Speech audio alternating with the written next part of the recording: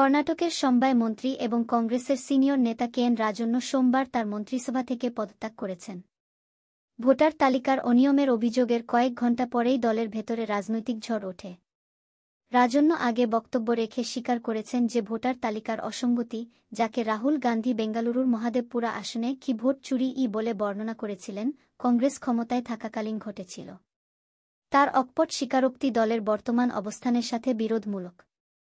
পাশাপাশি তিনি উপমুখ্যমন্ত্রী ডিকে শিবকুমারের তীব্র সমালোচনার মুখে পড়েন। রাজন্য বলেন, ভোটার তালিকা কখন তৈরি করা হয়েছিল? এটা আমাদের সরকারের আমলে ছিল। সেই সময় সবাই কি চোখ বন্ধ করে চুপ করে বসেছিল? পাশাপাশি তিনি সতর্ক করে দিয়ে বলেন যে এই ধরনের বিষয়ে অপ্রীতিকর মন্তব্য অস্বস্তিকর সত্যের দরজা খুলে দিতে পারে। তিনি আরও বলেন, এই অনিয়মগুলি ঘটেছিল, এটাই সত্য। এগুলি আমাদের চোখের সামনেই ঘটেছিল এবং আমাদের লজ্জিত হওয়া উচিত। আমরা তখন কোনো পদক্ষেপ নিইনি এবং ভবিষ্যতে আমাদের আরও সতর্ক থাকতে হবে। তিনি জোর দিয়ে বলেন যে খসড়া ভোটার তালিকা প্রকাশিত হলে নেতাদের সমযোপযোগী আপত্তি তোলার দায়িত্ব ছিল, পরে নীরব থাকা এবং সমস্যা উত্থাপন করার চেয়ে।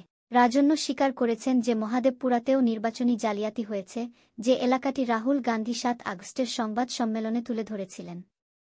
কিন্তু সেই সময় কেন কোনো আপত্তি দায়ের করা হয়নি তা নিয়ে তিনি প্রশ্ন তোলেন। তিনি বলেন, যখন খসড়া তালিকা তৈরি করা হয়েছিল তখন আপত্তি জানানো আমাদের দায়িত্ব ছিল। তখন আমরা চুপ করেছিলাম এবং এখন আমরা কথা বলছি। গান্ধীর দাবি নিয়ে ব্যাপক রাজনৈতিক দ্বন্দ্বের মধ্যে এই বিতর্কের সূত্রপাত। সোমবারের শুরুতে শিবকুমার কংগ্রেস নেতাকে নোটিশ জারি করার জন্য নির্বাচন কমিশনের সমালোচনা করেন, যেখানে তিনি তার অভিযোগের পক্ষে প্রমাণ জমা দিতে বলেছিলেন।